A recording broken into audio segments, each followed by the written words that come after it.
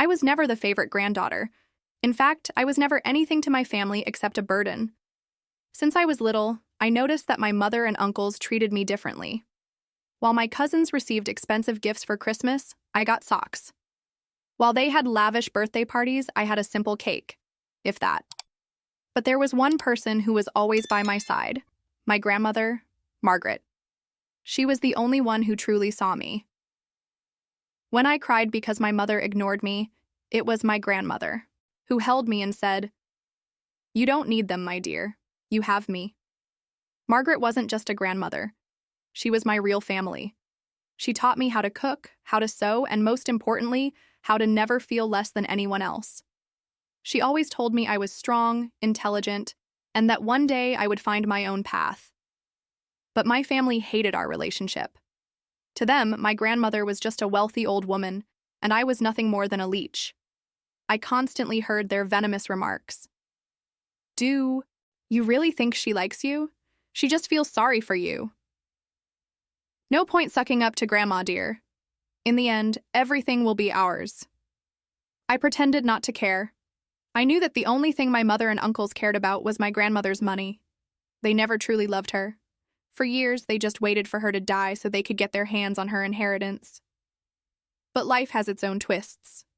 My grandmother fell ill. The cancer spread quickly, and soon she couldn't even get out of bed.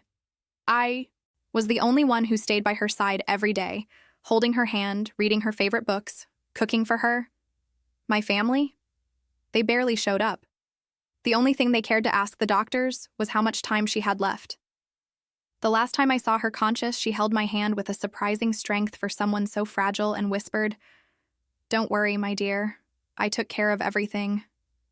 At that moment, I didn't understand what she meant, but everything made sense after she was gone. And that's when my family showed their true colors. My grandmother's body hadn't even been buried yet, and my family was already acting like they were at an auction. We were all gathered at her house, a place that had always felt warm and comforting to me, but now felt more like a battlefield. My uncles and my mother roamed the rooms with a predatory glint in their eyes, assessing the furniture, the jewelry, the artwork. "This pearl necklace is mine," my Aunt Susan declared, clutching one of my grandmother's most valuable pieces. "You can have that, but I want the gold watch," my Uncle Richard replied, already fastening it onto his wrist. My mother, as always, wouldn't be left behind. She had already made a mental list of everything she wanted. She walked over to the library, running her fingers along the hardcovers as if selecting the most valuable ones. But I knew she didn't even like to read. What she really wanted was to sell everything. "What about the house?" my cousin Ethan asked, crossing his arms. "Can we put it up for sale right away? I bet it's worth at least $2 million. My heart clenched. It was as if my grandmother had never meant anything to them. As if everything she had built over her lifetime was nothing more than a collection of assets to be divided. "Could you at least wait until the funeral?" I asked, my throat tightening. My mother shot me a look of disdain. "Don't start with the drama. We all knew this day would come, which honestly is lucky. For you. Maybe you'll get something out of it." Her tone made my blood boil. I knew exactly what my family thought of me. The unwanted granddaughter, the outcast who was only useful for keeping grandma company while they lived their lives. To them, I wasn't a rightful heir. I was just dead weight. And then came the final blow. "Tomorrow, we'll go to the lawyer to settle the will," my Uncle Richard said. "But obviously everything will be divided among us, the children." My mother smirked. "Well, almost everything. I suppose we could give the poor thing a little keepsake." My cousins laughed. My blood burned. I wanted to scream, to tell them they had no right to speak that way. But in that moment, I chose to stay silent. Because deep down, there was something they didn't know. My grandmother would never do that to me. And soon, they were going to find out the hard way. The next day, we all went to the lawyer's office for the reading of the will. I went out of obligation because, honestly, I wasn't expecting anything. My family had already made it clear that I was nothing more than a burden. They were so confident they would inherit everything that they didn't even bother to hide their excitement. My uncles whispered among themselves, already making plans to sell the house and split the money. My mother, sitting beside me, impatiently checked her watch. "Let's get this over with," she snapped. "I have more important things to do."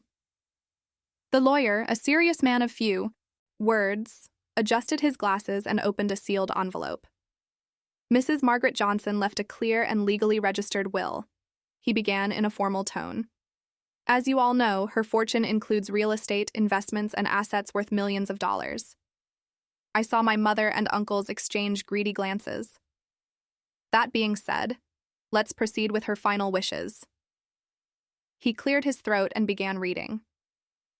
I, Margaret Johnson, in full possession of my mental faculties, hereby declare that my entire fortune, including my house, bank accounts, and material assets, shall be left to my only granddaughter, Emma Johnson.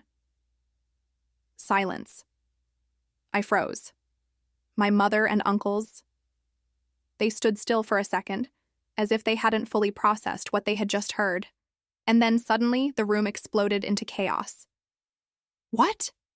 My mother practically jumped out of her chair. This must be a mistake. My Uncle Richard slammed his fist on the table. She couldn't have left everything to that girl. The lawyer remained calm and held up a signed copy of the will. This is the official document, signed by Margaret Johnson and legally registered. It is completely valid. This is ridiculous, my Aunt Susan shouted, her face turning red with rage. My mother would never do this. She must have been manipulated. They all started yelling at once, spewing a flood of accusations. They claimed I must have convinced my grandmother to change her will, that I had manipulated her while she was sick. That girl was always a gold digger. My mother spat, her eyes burning with hatred. And that was the moment I realized the truth. My family never truly hated me. They hated the fact that I was the only one my grandmother truly loved. I took a deep breath, trying to stay calm. I knew my grandmother had done this for me, not out of obligation, but because she genuinely loved me. But my family wouldn't accept this loss so easily. "We're going to challenge this," Richard growled. "We'll hire a lawyer and prove this will is a fraud." I knew the war was just beginning. The lawyer's office had turned into a full-blown courtroom. My uncles were shouting, my mother was trembling with rage, and my cousins whispered among themselves, already scheming ways to overturn the will. Sitting in the middle of the chaos, I felt surrounded by hungry wolves. "This isn't over," my mother exclaimed, her eyes burning with hatred. "We're going to contest this will." The lawyer, completely unfazed, adjusted his glasses and replied calmly, "You have the right to challenge it, but I must inform you that this will was properly registered." Mrs. Margaret Johnson made her wishes very clear. "That doesn't prove anything," my Aunt Susan shrieked. "My mother was sick, vulnerable. This girl manipulated her." My Uncle Richard slammed his fist on the table. "We'll sue her for coercion." Anger burned inside me, but for some reason I stayed silent. I knew arguing with them was pointless. They weren't outraged because they loved my grandmother. They were furious because they had lost what they always believed was rightfully theirs. But what they didn't know was that my grandmother had already seen this coming. Margaret's precaution. The following week, I received an email from the lawyer, asking me to come to his office alone. I arrived feeling nervous, expecting yet another twist.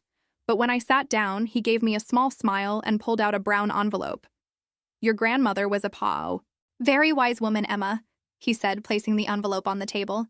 "She knew your family would try to take everything from you, so she made some arrangements before she passed." My eyes widened. The lawyer opened the envelope and took out a small flash drive. On this drive, you'll find recordings of her discussing her decision to leave everything to you. Videos, audio files, emails exchanged with me, all proving that she made this choice consciously and without any outside influence. Covered my mouth, feeling tears well up in my eyes. "And there's more," he continued. "She also left you a final video message." My fingers trembled as I took the flash drive. "Emma, with this, you're protected. Your family can scream, threaten, even try to take this to court. But there are no loopholes. Your grandmother made sure that no one could take this away from you. I left the office with my heart racing. My grandmother had always known the kind of people her children were. And even after she was gone, she was still protecting me, but my family wasn't going to give up so easily. My family's retaliation. That night, my phone wouldn't stop ringing. First my mother, then Richard, then my cousin Jess. None of those calls were to apologize. They were furious. "You think you've won?" My mother sneered in a voicemail. "We'll find a way to overturn that, Will. Enjoy it while you can." As I lay in bed that night, I realized that even though I had inherited everything, the real battle was still ahead. My family didn't just want my grandmother's money. They wanted to see me crushed. But they had forgotten one very important thing. I was Margaret Johnson's granddaughter. And I wasn't going down without a fight. I knew my family wouldn't give up easily. They were driven by greed and the sheer hatred of watching everything slip through their fingers. But what happened in the following weeks showed just how far they were willing to go. My family's last resort. The first attempt was legal. My uncles and my mother filed a lawsuit to contest the will. They claimed that my grandmother wasn't of sound mind when she signed the document and that I had somehow influenced her decision. They hired expensive lawyers and tried to intimidate mine. But when the judge received the evidence my grandmother had left behind, the videos, the audio recordings, the emails exchanged with her lawyer before she passed, everything fell apart for them.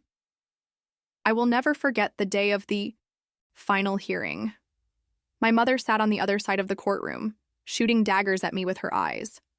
My uncles whispered among themselves, still confident they could overturn everything. But when their lawyer tried to argue that my grandmother wasn't lucid, my attorney simply stood up and handed a flash drive to the judge. Here we have recent recordings of Mrs. Margaret Johnson clearly explaining her decision to leave everything to her granddaughter, Emma. This video was recorded just days before her passing and is officially recognized as evidence. The judge watched the video right then and there, in front of everyone. My grandmother appeared on the screen, frail but determined. "I know my decision will cause outrage, but I don't care. My children never cared about me, only about my money. Emma was the only one who truly loved me, so everything I have belongs to her. And if they try to contest this, know that I have already taken measures to ensure they fail." The room fell. Silent. My family turned pale. Their lawyer tried to argue, but the judge slammed the gavel. The will is valid, case closed, my family's downfall. That decision was like an earthquake for my mother and uncles. They didn't just lose the inheritance, they lost each other. After the trial, they turned on one another. My mother blamed Richard for hiring incompetent lawyers. Susan screamed that Ethan should have pulled some strings with his wealthy friends. And then, one by one, they started exposing each other's secrets. The truth? They were never a real family. They had only stuck together because they thought they would get money. Once they realized they had lost everything, they turned on each other like starving rats. It didn't take long for their lives to collapse. Richard, drowning in debt, had to sell his house to pay off loans. Susan's husband left her after discovering how much she had wasted, gambling on an inheritance that never came. And my mother, well, she was evicted a few months later when she couldn't pay her rent. None of them ever apologized. None of them had the humility to acknowledge their mistakes. And honestly, I never expected them to. But fate took care of each one of them. My new life. With my grandmother's inheritance, I was finally able to live without fear. I didn't waste the money on luxuries. I did what she had always wanted me to do. I invested, supported charities, and moved into a home where I finally felt safe. But the most important thing wasn't the money. It was the peace. I never wanted to be rich. I never wanted to be in the middle of a war over material possessions. All I ever wanted was a place where I felt loved, respected, and valued. My grandmother gave me that. And in the end, her final wish prevailed. My family cut me out of their lives, and maybe that should have hurt. But in reality, it was the best thing that could have happened, because I was finally free.